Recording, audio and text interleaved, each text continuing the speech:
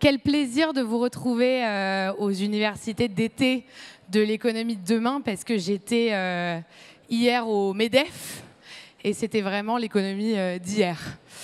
Mais bon, parlons peu, parlons bien. On va se parler de compétition, de coopération et même de coopétition. Vous allez voir, le débat s'annonce tout à fait passionnant parce que le constat est assez simple. Guerre économique plus sauvetage de la planète égale équation impossible. Parce que l'hypercompétition favorise le fait de casser les prix, de détruire des emplois, d'accroître les inégalités.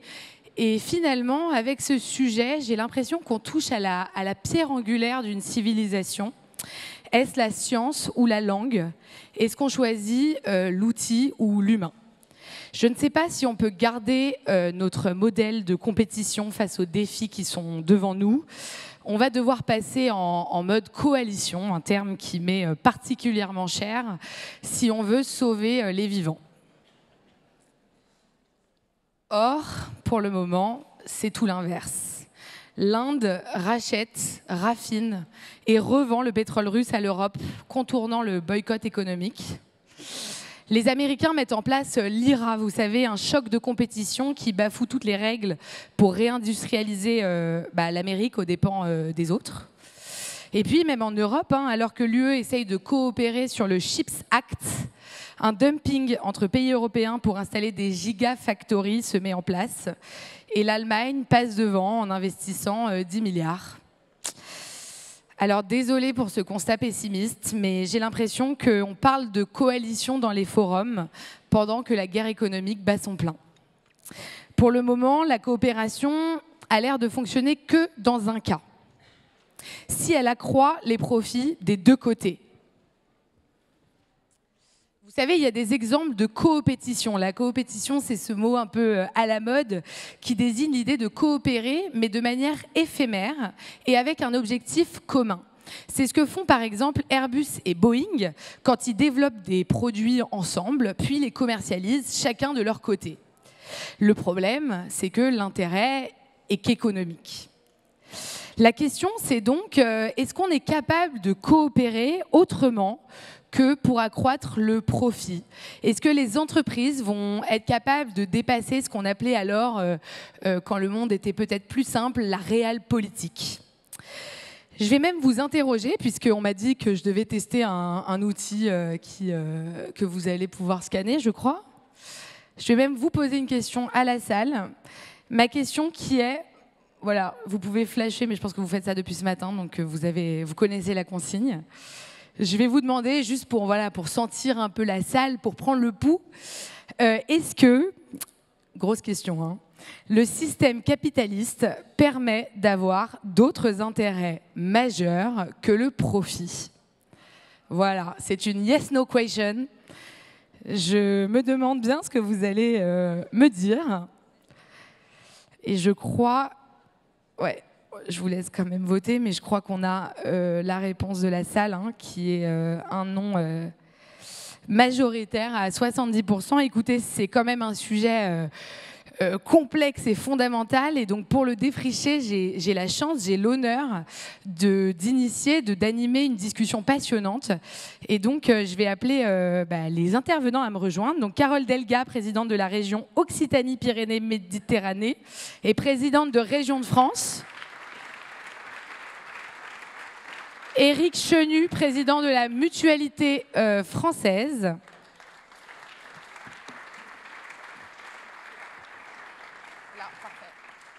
Thibaut Guilluy, haut commissaire à l'inclusion dans l'emploi et à l'engagement des entreprises. Mettre au bout.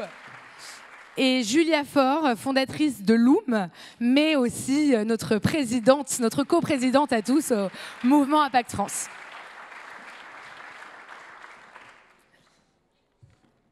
Alors, on va voir si nos intervenants pensent un peu comme la salle.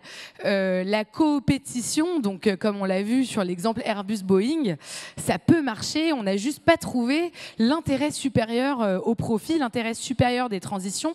On va donc commencer par se demander comment le trouver. Et je voudrais vous interroger en premier, Carole Delga. Une coopétition, c'est donc une collaboration d'intérêts.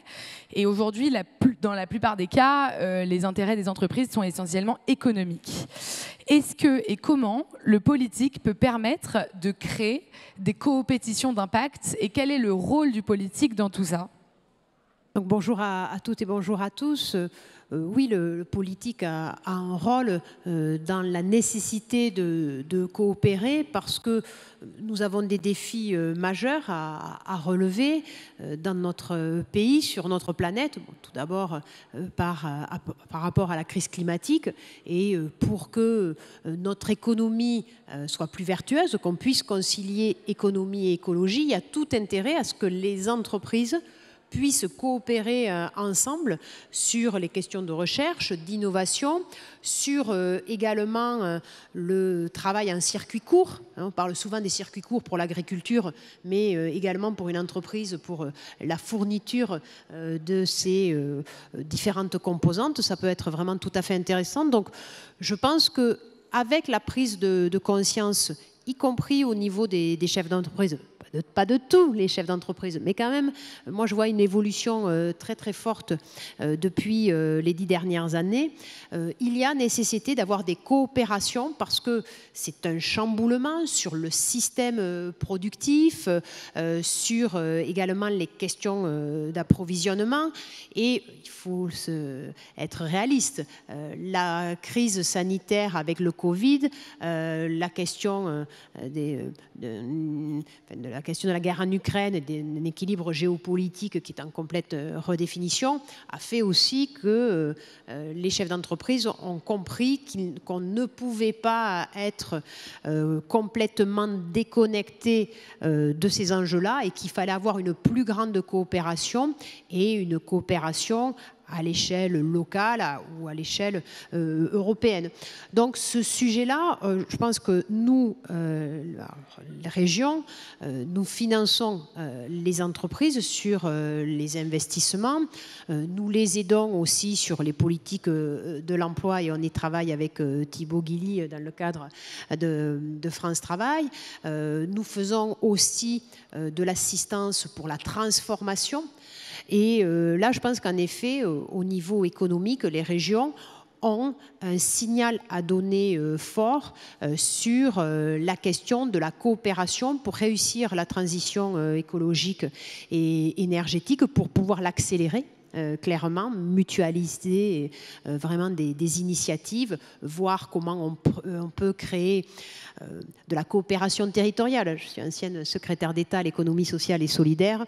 C'était déjà à l'époque, dans la loi Hamon, l'esprit des pôles de coopération territoriale. Ça, donc, il faut beaucoup vraiment le développer et il faut faire en sorte que l'ensemble des chefs d'entreprise puissent en prendre conscience, y compris l'artisan ou la petite entreprise de 20 salariés.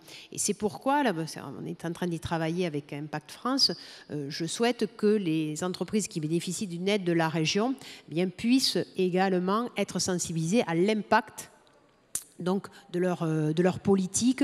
Donc voilà, ma réponse, elle est clairement oui, le politique doit inciter à la coopération et c'est ainsi qu'on pourra faire en sorte que nous réussissions la transition écologique et énergétique, que nous l'accélérions. C'est comme ça aussi qu'on pourra donner des emplois qui donnent une dignité.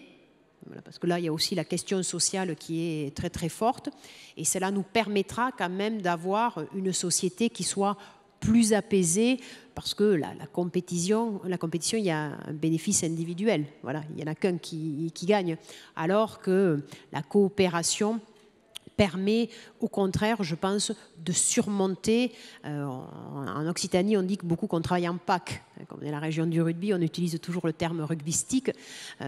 Et donc là, je pense qu'en travailler en PAC, ça permet de relever les défis écologiques, les défis sociaux et d'avoir une société plus apaisée, où le bien-être quand même personnel est également pris en compte dans, on va dire, un élan collectif qui est absolument indispensable pour rassembler. Merci beaucoup. Thibaut Guilluy, je me tourne vers vous.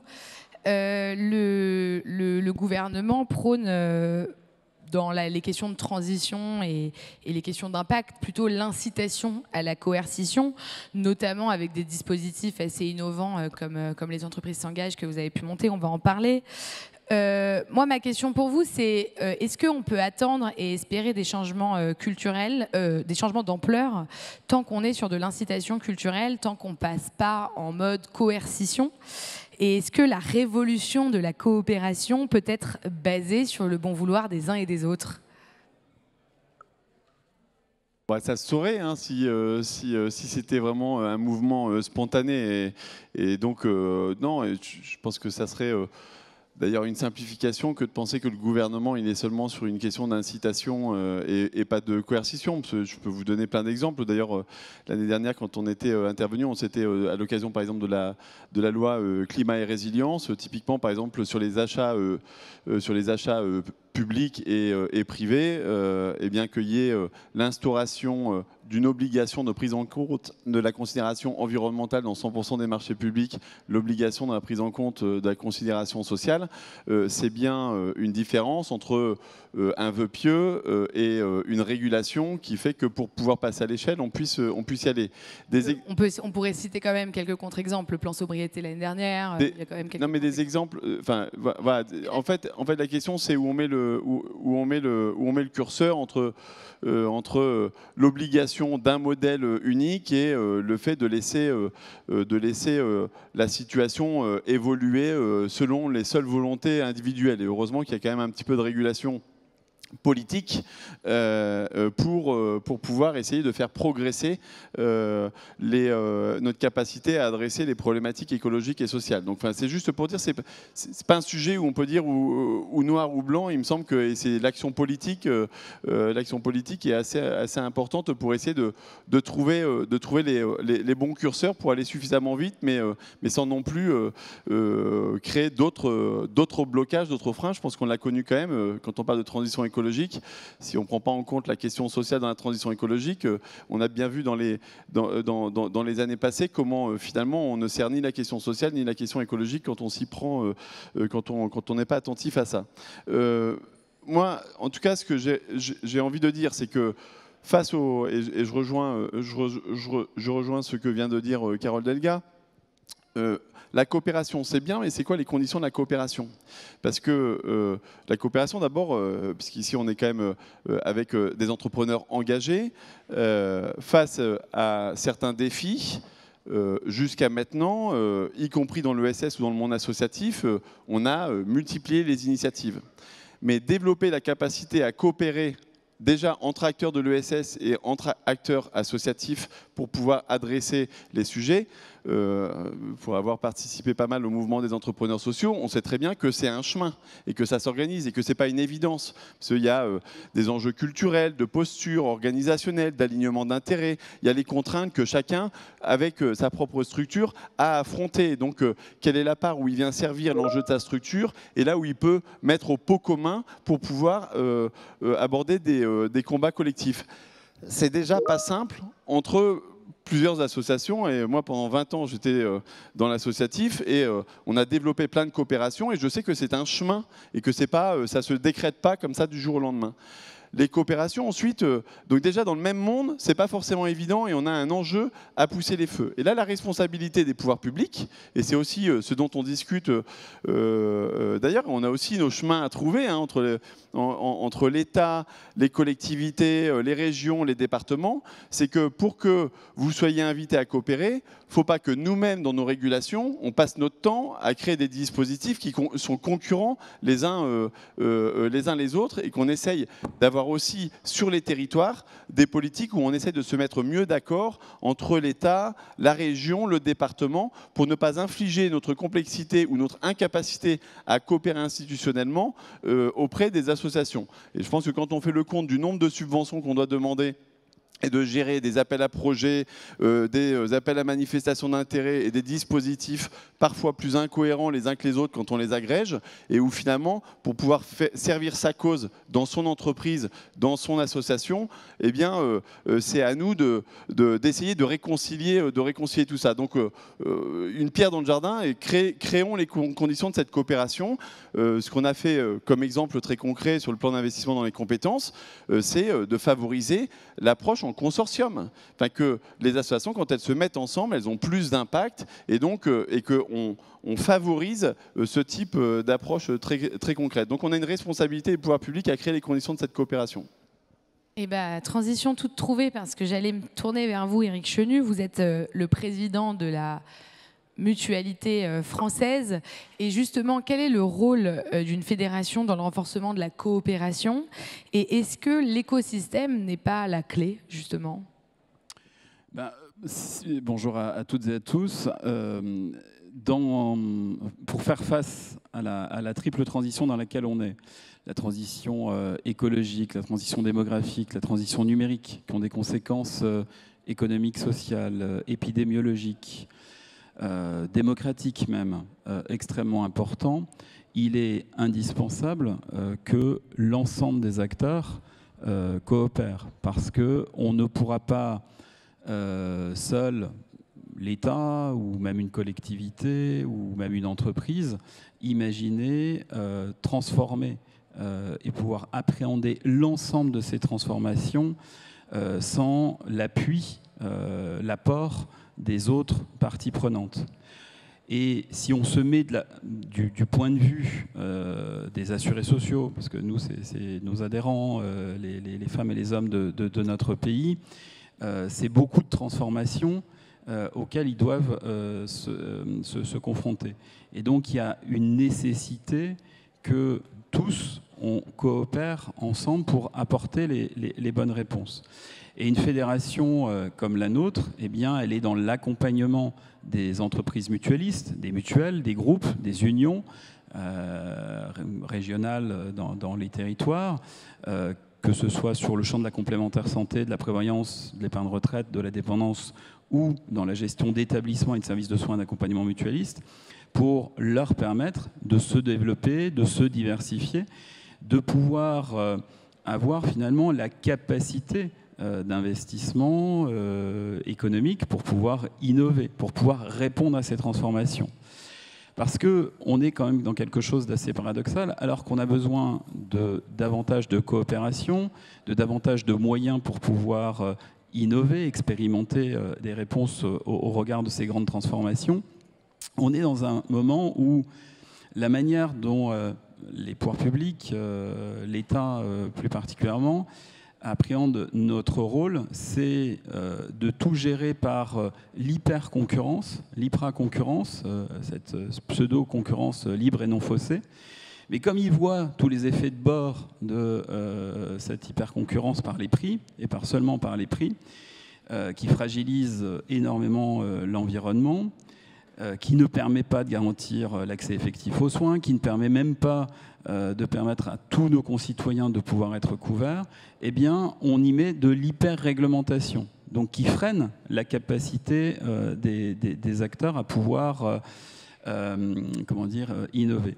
Or, c'est par la confiance dans les acteurs, dans les opérateurs de l'économie sociale et solidaire dont nous faisons partie, avec les associations, avec les fondations, les coopératives, les entrepreneurs sociaux, qu'on peut, au contraire, faire émerger ces bonnes réponses.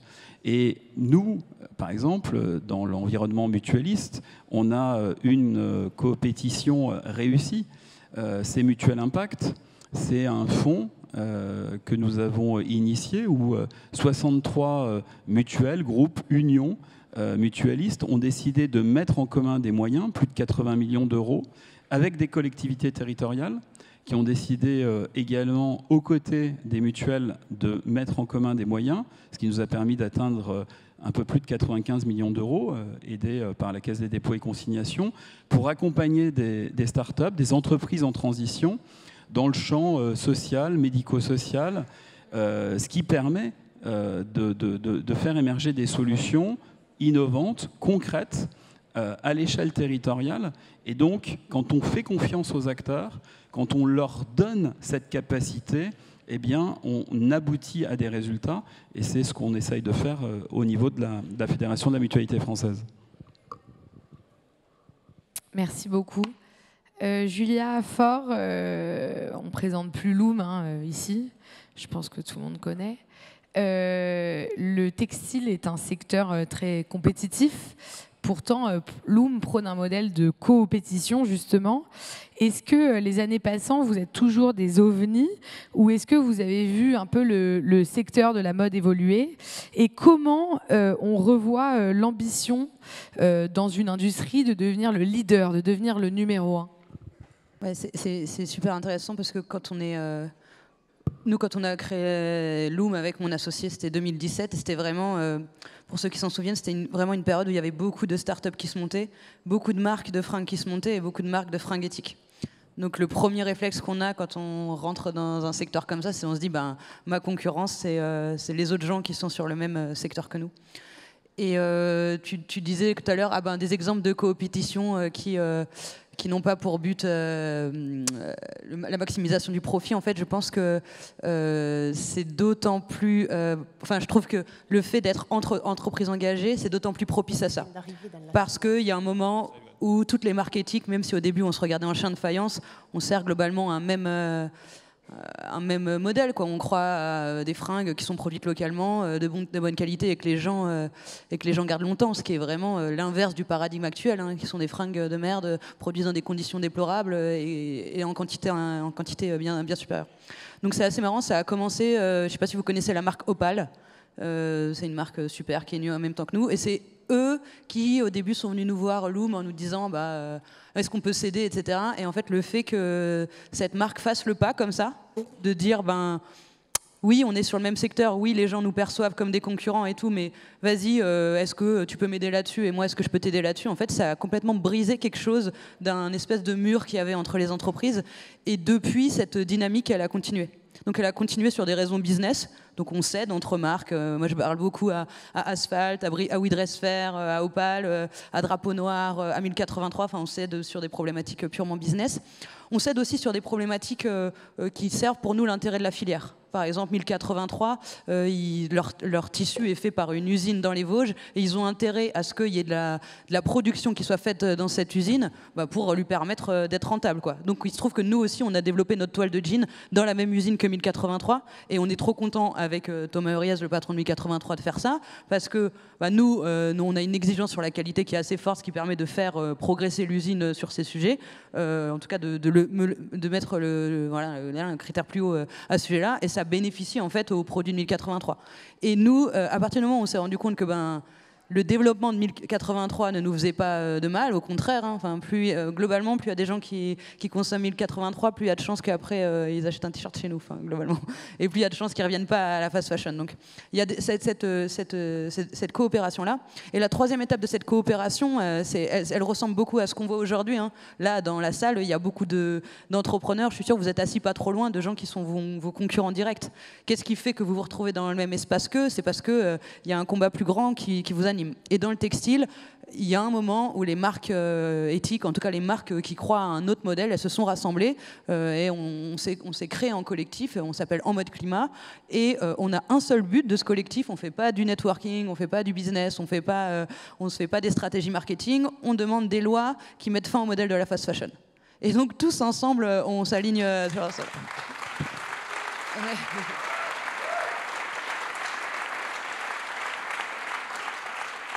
Bon, on n'en a eu aucune, ça fait 3 ans et tout, mais ce que je veux dire, c'est que tant qu'on n'est pas... On est structurellement obligé, on est forcé à rester petit parce qu'on a un système qui favorise les entreprises qui ont les pires pratiques. À part quelques exceptions, oui, il y aura un Veja, un Patagonia, mais dans l'ensemble, nos modèles d'entreprise, ils vont rester minoritaires parce que la loi du marché est régie par la primovis, par l'avantage compétitif à mal faire. Donc, notre seule manière d'avoir du pouvoir, c'est l'alliance. Nous n'avons pas d'autre choix que de nous allier avec ce que le monde nous renvoie comme nos concurrents pour faire changer les règles du jeu. Et nous avons intérêt à faire changer les règles du jeu. C'est ça l'intérêt aussi de la compétition fonction de nos modèles, parce que nous, notre intérêt économique est le même que l'intérêt général. À chaque fois que les gens décident de consommer chez 1083 plutôt que chez H&M, c'est bon pour tout le monde. C'est bon pour l'emploi, c'est bon pour l'écologie, c'est bon pour le mental, c'est bon pour le moral, enfin c'est top. Donc ce que je veux dire, c'est que nous n'avons pas d'autre choix que la coopération, d'ailleurs pour des combats qui nous dépassent, et cette coopération, elle est souhaitable économiquement et politiquement. Voilà. Merci. Alors, on a une invitée surprise qui est notre première snipeuse, qui est Sandra Ubera, directrice générale de Fairtrade International et Max Havelaar, et qui va nous partager son témoignage et éventuellement vous interpeller. On vous laisse la parole. Bonjour. Bonjour. Welcome. Thank you very much. Thank you very much for this invitation. Allow me to speak in English. Ladies and gentlemen, distinguished fellow panelists, Thibaut, Carole, Eric, Marie, and Julia. Happy to see you, Julia. It's a pleasure to join you on this panel. To Move More Impact, thank you for inviting Fairtrade to contribute to this very important and interesting debate I've been following closely. Ladies and gentlemen, Fairtrade was founded on the basis of mutual cooperation. The vast majority of Fairtrade producers and farmers around the world belong to cooperatives. Co-ops are at the heart of what we do and what we believe. Co-ops are stronger, more organized, and have power and speak with one voice in the marketplace. Thus, they can negotiate better deals. They share knowledge and resources such as equipment, transport, and storage facilities. They share human capacities and common goals towards competition and competitiveness, and also addressing market access requirements. Fairtrade co-ops are producers who are entrepreneurs. We may not think of small-scale farming as businesses, but that is exactly what they are. They sell their products looking for commercial benefits that contribute to good living and working conditions, socio-economic sustainability, and competitiveness. In fact, they're small and medium enterprises formed through clusters and associations. I have seen, worked and engaged with very many of them from Africa, from Latin America, and North Asia and Pacific, and these are the organizations that are represented through our producer networks. Like all SMEs across the world, they share a desire to innovate, to diversify, and to compete and be sustainable in the long term. But in most cases, cooperatives also lack the resources, technical capacity building, time between managing their friction income and daily living and livelihood demands in their critical market shares. They also lack the know-how and the capital to reinvest back in their businesses and also put in place innovative mechanisms which can make them more competitive. These are resources which a big multinational company takes for granted while getting their products from farms to markets through their global supply chains. I'm thinking and I'm trying to bring on board the aspect that investments that are actually put within the supply chain should also focus on contributing to the global sustainability agenda, such as investing within the farmers and the productive capacities in the areas of human rights and environmental due diligence. We should also think about investing in setting up deforestation policies that deforestation mechanisms that also address the policies that are now have become obligatory. And this is also helping SMEs and producers to be able to meet these obligations, especially because these obligations have been brought in place and have been put in line to ensure market access for some of these producers into the EU. So they're demanding, they're ambitious, but they're quite a challenge for small and medium enterprises to be able to put in place within their productive capacity households. And that's where we as Fairtrade make a real difference for SMEs. We support them through the Fairtrade minimum prices. We support them through Fairtrade premiums. We support them through training and capacity building, campaigning and marketing, so that they have a better chance to compete and access markets. That's not to say that we as Fairtrade are anti-big business. Far from it. Many of our commercial partners are globally recognized brands. They understand that working with us makes economic and social and environmental sense. So I'm very optimistic, but we shouldn't get too excited. Fairtrade remains the world's most ethical, trusted label, with more than 2 million farmers and producers and workers in our system. But there are many hundreds of millions of farmers out there who struggle daily without the support of Fairtrade. This reality is a global trading system which minimizes rewards to the producers while maximizing returns for shareholders. The same reality engages in a race to the bottom, which may result in rock bottom supermarket prices for consumers in the global north, but does little to help farmers and workers in the global south achieve a decent income. The same reality it shows a global trading system which perpetuates power imbalances where big brands exert unfair pressure on small businesses to drive down prices and drive up profits. We are also in a space where we're failing to recognize and address the toxic legacy of colonial era trading models, whose influence persists even now in supply chains, which favor consumer countries over countries of origin. The same global trading system also fails to take into account the impact of the climate crisis on small-scale farmers in countries which are hardest hit, but are also the least to blame. So right now, we're also operating in a space where some of these big businesses are unashamedly using their own so-called ethical labels to promote their own sometimes dubious claims which are not, unlike Fairtrade, robustly and independently verified.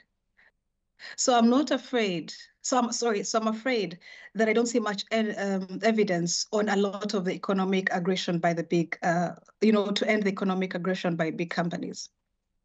So why then, you may well ask, does Fairtrade have active and ongoing commercial relationships with some of the biggest brands in the world? This is because we are the bridge that encourages responsible business partnerships between the big companies and the micro, small, and medium enterprises. We actually have provided a responsible mechanism to strengthen sustainable partnerships. If there's a problem, why are we getting into bed with them? Well, I believe that working with big businesses is the best way to exert influence. It's better to be inside a boardroom with these companies, persuading them about the best approaches of doing business to small and medium enterprises, instead of standing in the streets and shouting about this. We need traders and retailers to buy much more on fair trade terms by partnering with big companies, and we have helped them to do just that. Thank you very much. Yeah. Merci. So as I come to my conclusion, to come back to my first point, it's not about cooperation or confrontation, although we are never afraid to call our unfair trade practices where we find them. Unfair trade is not, of course, confined to the global south or post-colonial countries. There is plenty of evidence of it near our home. A great example is Max Havelaar France's pioneering certification of French milk and cereal. It is a win-win for small-scale farmers who get a fairer price and for the environment. It also provides a more coherent offer to consumers who want ingredients produced ethically, both from the south and from the north, and as they demand locally-led produced food, drink, and even clothing. Just look at the work that has been done by Julia Faure at Loom, who's sitting alongside us here today. The trend between local production and consumption has many advantages. Reducing transport costs, carbon emissions, a stronger local circular economy, and employment for local people are also to be applauded. But it is a very big but.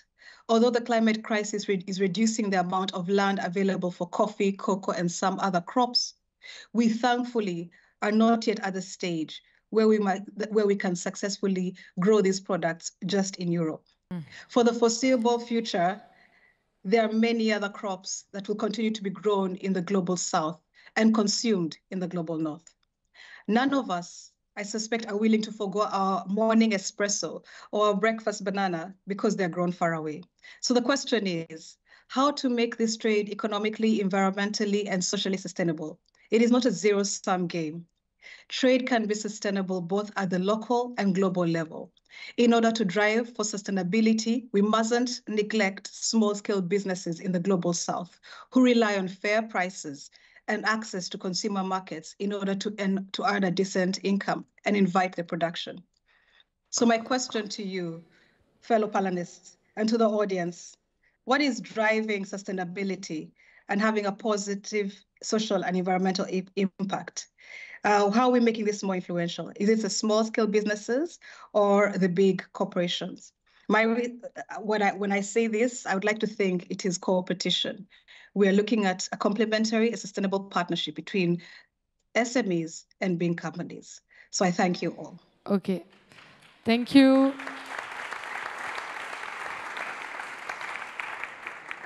Si quelqu'un veut traduire la question pour la salle en entier, mais je pense qu'on s'est tous compris sur la dimension entre le global et le local, et c'est ce que Fairtrade International incarne très bien. Donc merci beaucoup. On est assez en retard, donc on va avancer sur cette question parce que j'entends les estomacs qui commencent à gargouiller. Justement sur cette question du local et global, puisque c'est quand même le cœur de cette question de compétition, d'hyper-compétition, de coopération. On entend Think Global, Act Local, ce slogan depuis des décennies. Mais je voulais vous interroger en premier, Thibaut Guilluy, sur la question de l'emploi. Précisément parce que on a entendu quand même ces derniers mois un argument qui s'entendait peut-être pendant le débat sur la réforme des retraites, qui était comment on peut protéger notre modèle à la française alors que nos voisins, les Allemands, eux, travaillent jusqu'à 67 ans. Et comment on peut continuer à avoir peut-être on peut qualifier ça d'exception française, alors que le monde se met dans un système de compétition uniformisé, mondialisé. Et donc ma question pour vous, c'est comment protéger notre modèle du travail à la française, si tant est qu'il existe encore, je crois qu'il existe encore, face à tous les as de l'hypercompétition que sont Uber, Amazon, pour ne citer que, et est-ce qu'on peut encore avoir des particularités locales ? Par définition, effectivement, en tout cas, il y a un modèle français du travail qu'on peut critiquer, on peut avoir des désaccords, et d'ailleurs, il ne vous aura pas échappé que, et d'ailleurs, ça fait probablement le bonheur des avocats en droit social, mais il ne cesse d'évoluer. Maintenant, moi, je trouve que ce qui est intéressant dans... alors, évidemment, peut-être pas sur le commerce équitable, mais en tout cas sur la problématique du coup de l'insertion et de l'emploi et de la mise en œuvre de France Travail entre le global et le local, ou entre le petit et le grand. Il y a une difficulté, c'est que les questions d'emploi et d'insertion, c'est systématiquement, la réalité c'est que c'est que du sur-mesure. En fait, chaque personne a des attentes, des appétences, un historique, un niveau de compétence, une situation sociale, familiale ou etc. qui fait que retrouver un emploi, enfin trouver, savoir quel emploi on veut exercer, le trouver, créer les conditions pour pouvoir l'exercer, c'est pas simple et ça suppose en fait un travail fin de sur-mesure. Tous ceux qui œuvrent dans l'insertion en sont particulièrement conscients, mais ce qui est vrai pour des personnes en grande difficulté, l'est finalement pour toute personne. Quel travail, quelle place du travail, comment on y accède là-dessus. Et ce qui est vrai pour les personnes, et tout aussi vrai aussi pour les entreprises, on oublie quand même souvent que c'est surtout les petites entreprises qui recrutent, qui accompagnent, qui forment. 7 recrutements sur 10 se font dans des entreprises de moins de 50 salariés. Ils n'ont pas forcément de DRH pour décrypter toute la complexité de notre monde.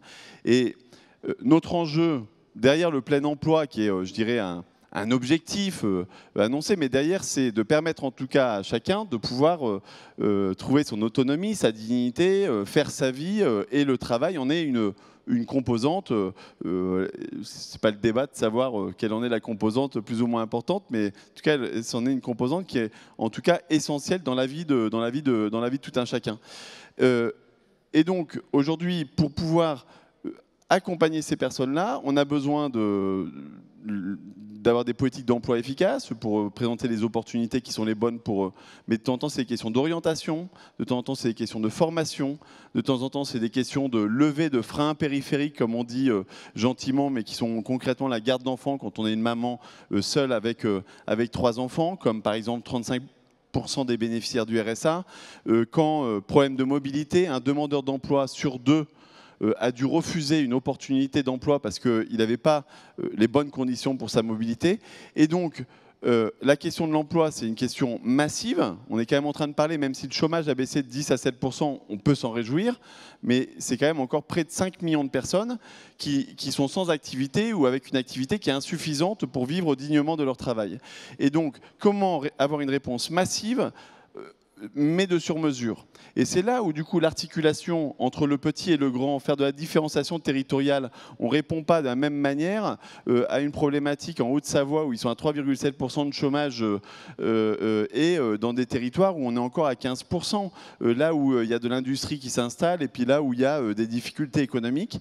Et donc, France Travail, l'objectif, c'est justement de créer ces conditions de coopération, d'abord entre l'État, les régions et les départements pour qu'on fasse force commune plutôt que finalement de porter ces actions les uns avec les autres, mais aussi créer les conditions pour qu'une TPE ait autant accès aux opportunités, aux dispositifs, aux moyens, aux subventions qu'un grand groupe, comme ça n'est pas le cas aujourd'hui. Comment on fait pour qu'une petite association qui mène une action remarquable, mais sur un petit territoire, a accès aux dispositifs, aux appels à projets, de la même manière qu'un grand groupe associatif. Et ça, c'est un sujet qui est essentiel et sur lequel il faut qu'on recrée les conditions, je dirais là pour le coup, d'une coopétition juste, et pour ça que l'accès soit plutôt sur ceux qui apportent le plus de valeur sociale et territoriale sur le projet que parce qu'ils sont petits ou qu'ils sont grands. Ouais, je pense que vous avez le droit aussi, hein, même si je n'ai pas parlé en anglais. Hein. Si.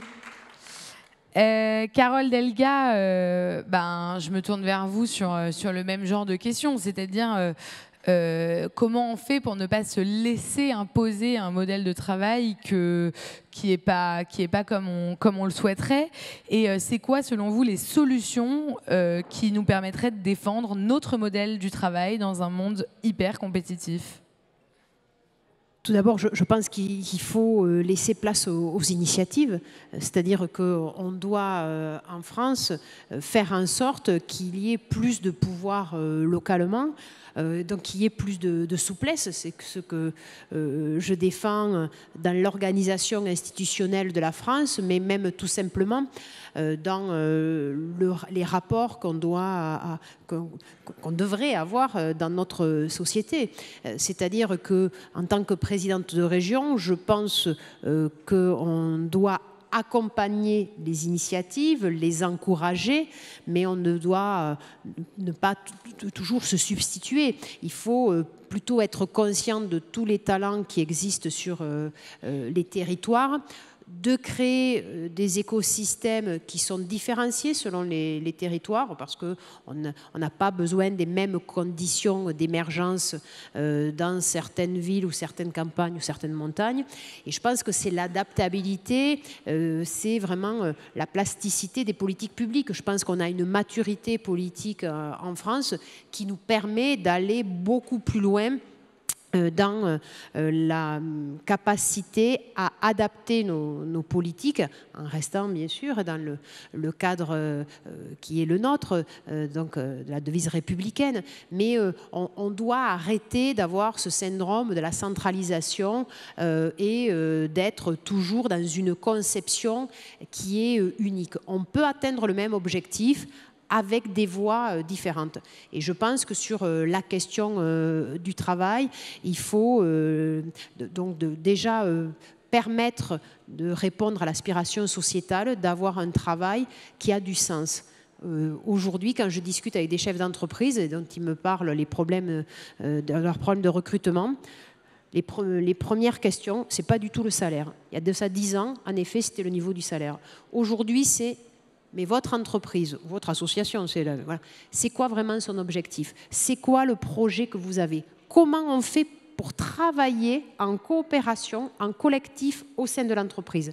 Quel est le circuit de décision, ainsi de suite?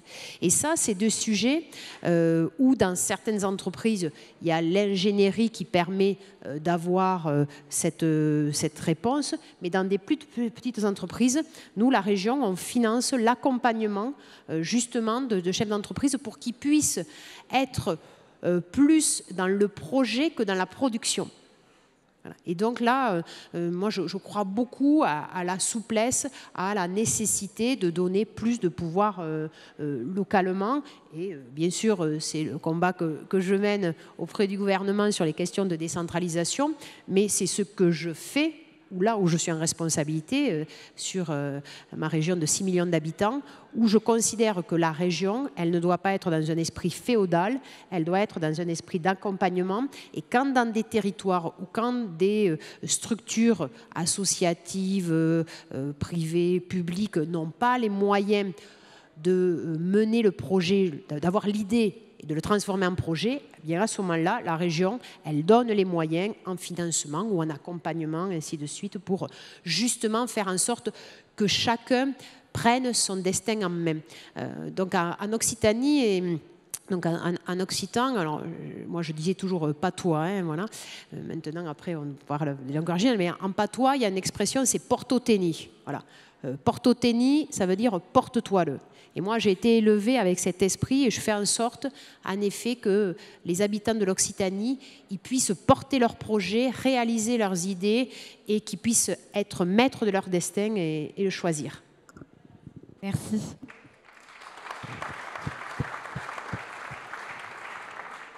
Éric Chenu, pour créer des coopérations d'impact, qu'attendre des uns et des autres, qu'attendre de l'État, qu'attendre des entreprises, et comment surtout, à un moment, on obtient des résultats tangibles, parce que cette conversation, ça fait quelques années qu'on l'a ici, et on a l'impression qu'il est temps de passer aux résultats, là. Enfin, en tout cas, moi, j'ai cette envie-là, je crois.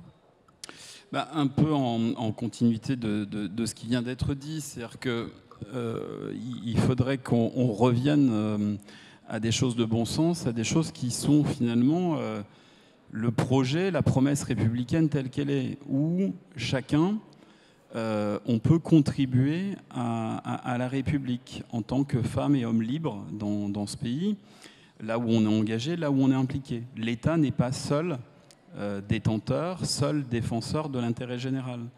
Les collectivités territoriales, les entreprises, contribuent, concourent à l'intérêt général. Les acteurs de l'ESS, les syndicats, les acteurs du mouvement social concourent à l'intérêt général. Chacun, du point de vue qui est le nôtre, parce qu'on permet l'engagement de femmes et d'hommes, que ce soit un engagement professionnel, que ce soit un engagement militant, que ce soit un engagement familial, on y participe. On participe de cet effort, finalement, où on permet à chacun de s'élever vers sa pleine citoyenneté. Et ça, c'est vraiment quelque chose d'assez essentiel. Je disais tout à l'heure qu'on ne peut pas avoir de coopération sans confiance, sans permettre aux acteurs d'agir les uns avec les autres. Et donc, c'est aussi ça, si on veut que les entreprises, quelles qu'elles soient, participent de cet effort collectif, participent de l'atteinte des objectifs dont on estime qu'ils sont utiles pour réussir la transition écologique, l'accompagnement économique et social, etc., eh bien, ça suppose que dans la commande publique, on n'exclut pas un certain nombre d'acteurs économiques, mais qu'au contraire, on leur permette de s'élever. On permette de faire effet levier, parce que, et par la commande publique et par l'action des acteurs économiques, on va pouvoir accélérer ces transformations, ces transitions. C'est de faire en sorte que dans l'élaboration d'appels d'offres, on n'exclut pas par nature un certain nombre d'acteurs, parce qu'ils ne vont pas cocher des critères qui sont des critères quelquefois par trop capitalistiques ou d'effets de taille, etc. Et donc c'est là où on peut avoir au contraire une synergie d'intérêts qui vont concourir et contribuer à l'intérêt général. Et donc je pense que par cette coopération entre le public et le privé, par notamment à l'échelle territoriale, extrêmement réussir. Et nous, en mutualité, on a cette capacité-là, parce qu'au sein de la mutualité française, on fédère des mutuelles de métiers différents, mais de tailles différentes aussi. Et toutes, que ce soit des grands groupes qui protègent 10, 11 millions de personnes, je pense au groupe Vive, je pense au groupe AEMA, comme des petites mutuelles d'entreprise, eh bien toutes, à leur taille, à leur échelle, vont permettre ces synergies, ces coopérations, que ce soit sur les activités d'assurance. C'est parce que les mutuelles ont agi ensemble qu'elles ont pu structurer les réseaux conventionnés qui ont permis de réduire le reste à charge des assurés sociaux, d'éviter des augmentations de cotisations, c'est-à-dire de jouer la carte de l'efficience dans l'accès effectif aux soins. C'est parce que les mutuelles ont coopéré ensemble qu'on a pu mailler le territoire avec des réseaux de crèches mutualistes, d'EHPAD, etc., etc., de cliniques, de centres de santé ou de centres dentaires. Et donc, cet enjeu de coopération avec la connaissance fine des territoires, en alliant l'expertise des grands groupes, la compétence, l'appui bien évidemment de la fédération aussi, mais la connaissance fine de chacun des acteurs, c'est ça qui nous permet de pouvoir adapter en continu la bonne réponse avec les bons moyens à l'échelle territoriale, en permettant à chacun d'apporter sa pierre à l'édifice collectif.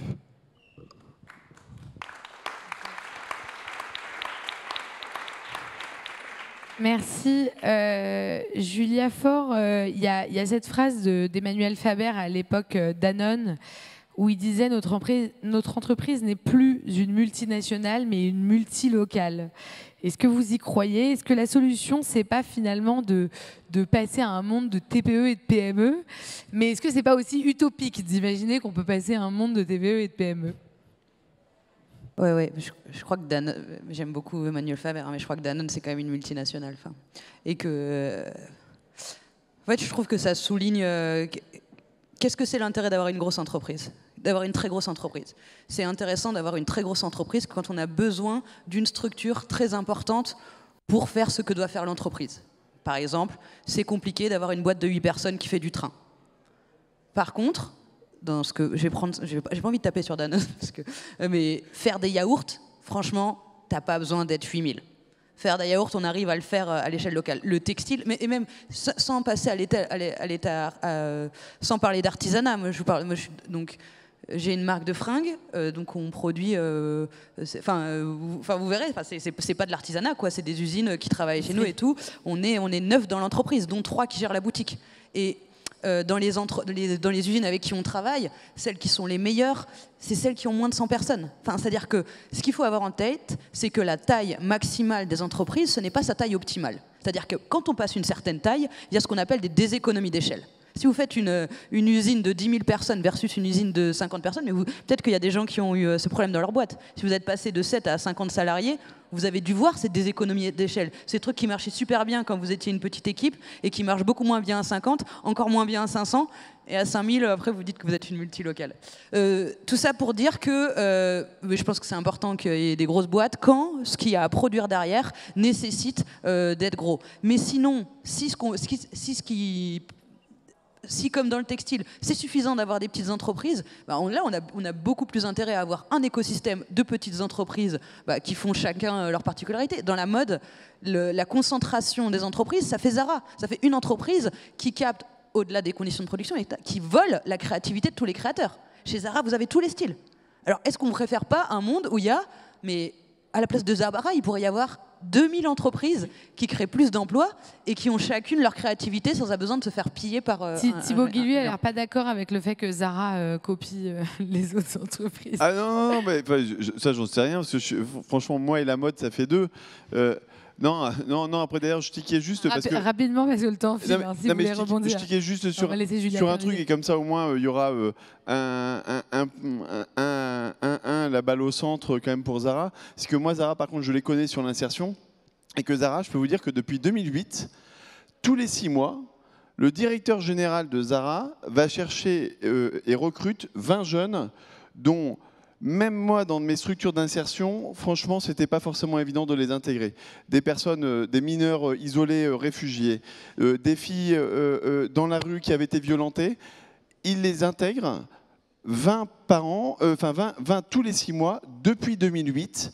Et du coup, maintenant, il a plus de 15% de son personnel qui sont des personnes où son critère de recrutement, c'est je recrute des personnes. Si nous ne les recrutons pas, eh bien, elles vont être dans une immense difficulté. Il le fait quand on parle de coopération. Les syndicats, ils sont à fond dessus. Les collaborateurs sont à fond dessus. Et c'est juste pour dire que on est sur des sujets qui ne sont pas simples et qu'il faut éviter de caricaturer et de dire bah tiens, il y a des modèles qui sont 100% vertueux et puis des modèles qui sont 100% vicieux parce que, y compris dans beaucoup d'associations, à commencer par les nôtres, eh ben, on a des progrès à faire parfois dans un certain nombre de domaines, sur la transition écologique ou sur l'insertion ou sur la lutte contre la discrimination. Et de temps en temps, dans d'autres entreprises, on trouve aussi des pratiques qui sont aussi intéressantes. Donc faisons attention que si on a envie de bâtir de la coopération entre les uns et les autres, ne montons pas les modèles les uns contre les autres systématiquement. Alors, rappelons, Julia va répondre, rappelons quand même que dans l'ESS, pendant longtemps, les chiffres, notamment sur la place des femmes en tant que directrice, étaient plus mauvais que dans l'économie normale. Donc, effectivement... en fait, c'est la différence entre qu'est-ce qu'on fait et comment on le fait. Et moi, je suis sûre qu'on peut faire des mines antipersonnelles en triant ses déchets, en ayant un truc d'inclusion hyper bien. Donc, c'est pas le... Et du coup, et ça m'étonne pas. Et tu sais quoi, et je sais pourquoi Zara ils à faire ça, parce qu'ils font tellement de thunes grâce à la Primovis qu'ils peuvent se permettre d'avoir ces trucs-là. Et que nous, nos entreprises, quand on fait de l'insertion, etc., c'est beaucoup plus dur. Mais je suis du côté des gens qui... J'espère quand même que dans ceux qui applaudissent, vous n'avez jamais rien acheté chez Zara, hein, quand même. Hein, mais non, parce que ça n'a rien à voir. Ça, on a le droit de dénoncer un problème systémique sans avoir à le ramener au problème du consommateur. C'est comme quand on te dit, t'es écolo, t'as un smartphone. Mais pour autant, moi, je trouve que c'est important. En fait, c'est hyper important de souligner ce que les grosses entreprises font bien. Et je pense que c'est ce qu'on veut faire au mouvement Impact France. Mais effacer l'objet même de leur entreprise parce qu'ils ont des actions ponctuelles qui sont destructeurs. Zara, c'est destructeur, pardon. Hein. Zara, c'est l'essence même de la fast fashion. Le modèle de la fast fashion, il part de Zara. Et la destruction. Je ne vais pas vous faire un cours maintenant sur tout ce qui a détruit la fast fashion, mais tout ce que je veux dire, c'est que être une entreprise, si on parle de l'impact des entreprises, parce qu'on peut terminer un truc, être une entreprise à impact, c'est comment on fait, effectivement. C'est comment on traite ce salarié et tout, mais c'est surtout qu'est-ce qu'on fait. Et il ne faut jamais oublier ça. Qu'est-ce qu'on fait, c'est le plus important. Merci beaucoup. Alors, on va accueillir... On a encore 2-3 trucs à se dire. On va accueillir sans plus attendre notre deuxième sniper, Gabriel Malek de Alter Capitae. Si vous avez un compte LinkedIn, vous êtes forcément passé par un de ses posts. Il est un peu incontournable. Et Gabriel, je sais que tu as très bien préparé ton intervention. Je vais te demander d'être un peu concis. Je suis désolée, ça tombe sur toi. Je suis désolée. Ça marche. Alors, je me présente. Enfin, déjà, merci pour l'invitation. Ravi d'être là. Je me présente, Gabriel Malek. Alors, je suis préoccupé par les questions écologiques depuis très longtemps. Après mes études, assez logiquement, j'étais allé vers la RSE. Pendant même 2 ans, j'avais coordonné les travaux du Cercle de Giverny, un think tank sur la RSE. Donc, on essayait de chercher comme ça des idées un peu pour transformer l'économie. Mais je me suis... donc, c'est intéressant, hein, mais je me suis vite rendu compte de quelque chose. C'est qu'il y a un mur infranchissable qui empêche toute prise de mesures radicales, que ce soit écologique, sociale, dans ces entreprises privées. Et évidemment, c'est celui du modèle économique dans lequel on est. Donc pour moi, ne pas parler de système, là, c'est complètement hors sujet. Et du coup, l'idée, c'est que le capitalisme, en effet, c'est quoi? C'est la recherche de croissance éternelle. Et la croissance, on sait que ça se paye. Hein. Ça se paye en destruction environnementale. Donc là, on parle carbone, on parle sol, on parle biodiversité, on parle cycle de l'eau. Et ça se paye aussi, évidemment, en destruction d'acquis sociaux depuis les années 80. Donc moi, j'ai quitté ça et j'ai fondé avec des amis une association qui s'appelle Alter Capitae, du coup, et qui, en effet, milite pour une décroissance prospère. Alors, qu'est-ce que c'est? C'est une réduction planifiée de notre empreinte écologique en gardant les activités à fort intérêt social. C'est aussi la redistribution des richesses, dont on parle très peu, mais qui, sans répartition des richesses, il n'y aura pas de transition, je vous le dis tout de suite. Et enfin, c'est évidemment de nouvelles formes de gouvernance, de nouvelles formes de coopération, qui se rapprochent plus d'ailleurs des enjeux mutualistes que évidemment des grosses entreprises dont parlait Julia, et je suis très d'accord avec ce que tu as raconté. Et du coup, donc c'est pas que je veux casser l'ambiance ni rien, mais en effet, je n'ai vraiment aucun espoir qu'il y ait une forte coopération qui soit mise en place dans le modèle économique actuel. Ça paraît assez logique. Bon, à l'heure où 7 limites planétaires sur 9 sont dépassées, à l'heure où 75% des sols, ça c'est un chiffre de l'ONU, sont déjà dégradés par les activités humaines, et vous inquiétez pas, on continue, on va probablement aller jusqu'à 80 bientôt, À l'heure aussi où dans un pays comme la France, on a 300 000 personnes qui dorment dehors pendant que des milliardaires continuent à s'enrichir, je pense qu'il faut vraiment changer de modèle économique, c'est clair. Pourquoi ? Parce que le capitalisme, c'est deux choses, c'est pas moi qui le raconte, hein, c'est les penseurs du capitalisme. C'est un, l'entreprise privée et la liberté d'entreprendre, ok. Et deux, c'est la concurrence dans le libre marché. Donc voilà, c'est un peu les bases du capitalisme. Ce qui fait que même aujourd'hui, alors que ça fait des décennies qu'on nous dit « ouais, on prend ça en compte, etc. etc. », le capitalisme continue de nous proposer les mêmes projets, avec, bon, certes, une couche de peinture verte qui est un peu plus verte qu'avant, quelques efforts sur une des limites planétaires, la décarbonation, mais c'est tout, franchement. Et du coup, on nous propose les mêmes sujets. Alors, j'ai quelques exemples comme ça que je peux donner. Alors, évidemment, le petit chouchou, c'est le HACOP hein, de Total. Donc là, bon, voilà, une petite broutille de 34 millions de tonnes de CO2 par an en plus dans l'atmosphère, la destruction de quelques réserves naturelles et l'expropriation de dizaines de milliers de gens. Bon, mais bon, vous comprenez, si c'est pas Total, c'est quelqu'un d'autre qui va le faire, donc il faut le faire. Donc il y a ça. Il y a aussi, bien sûr, les avions Airbus. Alors j'ai vu ça, bon, l'avion vert, c'est quand même un vaste mensonge, avec Airbus qui nous dit que d'ici 2042, il veut doubler sa flotte d'avions. Mais pourquoi ? Pourquoi doubler la flotte d'avions avec des aéroports neutres en carbone? Enfin, bon, ça n'a ni queue ni tête. Et dernier petit exemple que je trouve amusant, c'est la 6G. Oui, j'avais quasiment fini. C'est la 6G, donc le gouvernement nous parle de 6G. Bon, la 5G, on n'a pas trop compris pourquoi, mais bon, déjà le gouvernement nous annonce qu'il prépare l'arrivée de la 6G pour 2030. C'est super, 100 fois plus rapide. Bon, le point commun entre toutes ces propositions de projets, vous l'avez compris, c'est la concurrence. Si on ne le fait pas, c'est quelqu'un d'autre qui va le faire. Il faut être compétitif dans le monde actuel, voilà. Compétitif vis-à-vis, évidemment, des salaires en Chine, vis-à-vis des normes environnementales au Canada.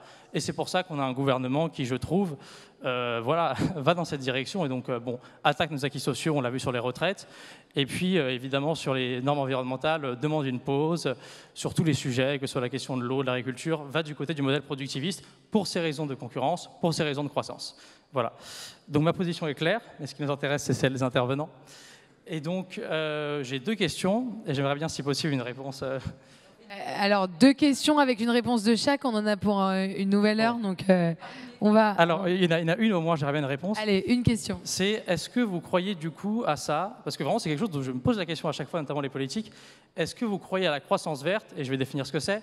C'est du coup une hausse du PIB, du produit intérieur brut, qui serait décorrélée des destructions environnementales. Est-ce que vous pensez vraiment que la croissance verte, c'est quelque chose qui existe? Ouais. Est-ce que tu veux qu'une personne prenne la parole en particulier? Je pense que tous peuvent prendre la parole et répondre rapidement. Alors, on va d'abord faire un pouce. Non, on va peut-être rapidement demander à Carole Delga, en si possible, peu de temps, une réponse. Alors, oui, je vais faire recours. Moi, je crois à la croissance verte. Parce que moi, la croissance, pour moi, ce n'est pas limité au PIB. Voilà. Parce que moi, de permettre à un être humain de croître, de se développer, d'avoir accès à la connaissance, c'est fondamental. Et c'est pour ça que je n'accepte pas que le terme croissance soit limité juste à la question économique ou juste à la question du PIB. Et sur la question, en effet, de l'économie, je pense que, Julia l'a bien dit, ce n'est pas juste une question de taille, parce qu'il y a des productions qui demandent une telle technologie, une telle spécialité qu'il faut avoir, les trains, les avions. Voilà, mais je pense qu'il faut avoir des grandes entreprises parce que la technicité, l'assemblage est très très fort. Alors, bien entendu, l'avion, je ne partage pas votre analyse parce que moi je pense que l'avion, il est nécessaire. Il est nécessaire pour la rencontre des populations et la rencontre des peuples. Parce que si je veux découvrir l'autre sur un autre continent, j'ai besoin d'un avion. Que l'avion, on ne le prenne pas pour des distances courtes, je suis tout à fait d'accord avec vous. Mais d'en arriver à une position qui, pour moi, est caricaturale de dire on est contre l'avion, je le dis, certainement que je ne vais pas être majoritaire, mais je le dis, je suis contre cette position caricaturale. Parce qu'on a besoin de l'avion pour faire la rencontre, pour aller sur d'autres continents, pour comprendre d'autres modèles de culture. Et il est nécessaire de faire en sorte que quand il est possible d'avoir une alternative sur le train, la région de France où le train est le moins cher, où la tarification elle est à 1 €, ça s'appelle l'Occitanie. Donc moi, du train, je le soutiens. Mais je soutiens le train prioritairement, mais je soutiens aussi l'avion pour les grandes distances, pour pouvoir se rencontrer. Et je pense que pour la société, parce que pour la croissance à laquelle je crois, c'est-à-dire qu'on puisse s'épanouir, qu'on puisse vivre dans une société apaisée, il ne faut pas être dans la caricature ou dans la stigmatisation, mais dans le volontarisme et dans l'explication. Et ça, pour moi, c'est fondamental de prendre le temps d'entendre les voix des uns et des autres, de faire qu'il y ait une convergence, qu'il y ait une coopération et qu'il n'y ait pas une opposition. Je suis convaincue que dans la vie publique, la peur est génératrice de conflits, la peur ne permet pas de progresser et que c'est au contraire par la conviction et par la coopération qu'on arrivera à relever les défis les plus énormes, et y compris ceux contre le réchauffement climatique. Merci. Alors, rapidement, Éric Chenu, et puis on va passer à la dernière partie, à vos propositions. Je vais être très rapide, je suis pas très loin de partager ce que vient de dire Carole Delga. Moi, je pense que le PIB tel qu'on le voit aujourd'hui, c'est une limite, finalement, c'est presque un biais, parce qu'on n'appréhende qu'une partie des éléments, et c'est pas comme ça qu'on transformera l'économie et qu'on aura une économie au service de l'humain. Donc moi, au PIB tel qu'on le connaît, moi, je souhaiterais qu'on y substitue un PIBE, c'est-à-dire une participation intérieure au bien-être. Parce que, et ce bien-être, il est à la fois physique, psychique, social, environnemental. Et c'est par ces leviers-là qu'on arrivera progressivement, en associant tous les acteurs économiques, publics, les acteurs du mouvement social, à trouver les bonnes voies, les bons moyens pour transformer et parvenir vers une croissance verte, on l'appellera comme on veut, mais à quelque chose qui fasse que, au service de l'humain, ça soit utile. Merci beaucoup. Merci beaucoup, Gabriel Malek. On va terminer tous ensemble. Je vais vous demander rapidement à chacun une proposition politique qu'on pourrait défendre pour développer la coopération. Et on va demander à la salle de voter. Julia Faure, est-ce que vous voulez commencer? Je suis obligée de faire celle que j'avais envoyée ou pas? Ah oui, voilà ça. Je voudrais interdire l'accès au marché français pour les vêtements qui sont plus chers à réparer qu'acheter neuf. C'est-à-dire, par exemple, un jean, ça coûte 15 € en moyenne une réparation. Si je veux pas que ça soit interdit des vêtements qui coûtent moins de 15 € neuf, parce que sinon, ça veut dire qu'ils ne seront pas réparés, ça veut dire que ça met en danger l'emploi des réparateurs et tout, et ça veut dire que surtout, si un jean, il coûte 15 € à la vente, il a été fait dans des conditions d'exploitation sociale et environnementale. Et donc, c'est un bon moyen de freiner la fast fashion. On a bien bossé là-dessus. C'est le critère de réparabilité, c'est un bon angle. Vous pouvez voter si vous voulez. Thibaut Guilluy, votre proposition qui a l'air pour l'instant de... D'ailleurs, d'abord, moi, si j'ai le droit à un vote, je vais voter pour cette proposition. S'il se trouve que ma femme est styliste couturière et qu'elle est dans l'upcycling et dans la réparation des vêtements dans des ateliers d'insertion. Donc c'est totalement intéressant. Et elle sait ce que vous dites sur Zara? C'est mais c'est... Je vais partir avec, moi. On discutera, je pense qu'on est à peu près d'accord, mais j'ai dit que je n'étais pas en train de parler du modèle de la mode et de la fast fashion, mais bon... Juste, et donc du coup, sur la proposition, même si je trouve que c'est toujours plutôt un ensemble qui peut faire une transformation, mais il y a quelque chose qu'on a initié, qui est le réseau des entreprises s'engagent. D'ailleurs, on travaille main dans la main avec le mouvement Impact France. C'est cette conviction, et pour avoir été entrepreneur social avant et maintenant un peu dans les pouvoirs publics, que ces deux mondes, effectivement, l'intérêt général, il se régule par les pouvoirs publics, mais il se met en œuvre par la société civile. Et que du coup, apprendre à travailler ensemble, créer les conditions de la coopération pour affronter les défis sociaux et sociétaux, c'est exactement l'ambition des entreprises s'engagent. On le fait sur l'insertion des jeunes, on travaille par exemple là sur le travail en prison, sur les enjeux d'économie circulaire, et où plus on sera nombreux entreprises, évidemment sociales, mais toutes les entreprises, à se mobiliser et à mettre la somme de notre capacité d'action ensemble. Et c'est comme ça qu'on peut avoir de l'impact. On est maintenant 70 000 entreprises qui se sont engagées, notamment sur l'insertion des jeunes et sur un certain nombre de programmes. Et l'objectif, c'est de passer à 150 000. Donc, toutes les entreprises qui sont dans la salle, associatives, publiques et privées, évidemment, sont bienvenues pour rejoindre le mouvement et puis servir cette vision d'une économie plus durable et plus inclusive. Et donc la proposition, c'est celle d'ici 2027, 150 000 entreprises engagées et si dans du une concret, démarche vous pouvez aller sur d'inclusion avec les pouvoirs publics. Les entreprises s'engagent, vous verrez toutes les causes qu'on est en train de servir et la manière dont après derrière on impacte sur ces causes-là, parce que juste peut-être comme petite conclusion, sur le sujet de la coopération et de la compétition, on peut en discuter beaucoup sur et c'est très bien de le mettre à l'honneur dans ce type de rencontre, mais le plus difficile, c'est le passage à l'action. Et donc, en tout cas, voilà, et donc plus il y aura de coopération entre les entreprises, les pouvoirs publics et les associations, et plus je pense qu'on progressera en tout cas sur le chemin. Et donc, en tout cas, je vous invite à rejoindre les entreprises s'engagent main dans la main avec le mouvement Impact France. Merci. Carole Delga, votre proposition? Alors, la proposition, c'est que elle va être une proposition territoriale, parce que moi, je crois beaucoup aux initiatives territoriales. Et il y a une initiative qui avait été portée par Laurent Grand-Guillaume, sous le précédent, donc c'était en 2014 de mémoire, c'était Territoire zéro chômeur. Dominique, tu t'en rappelles.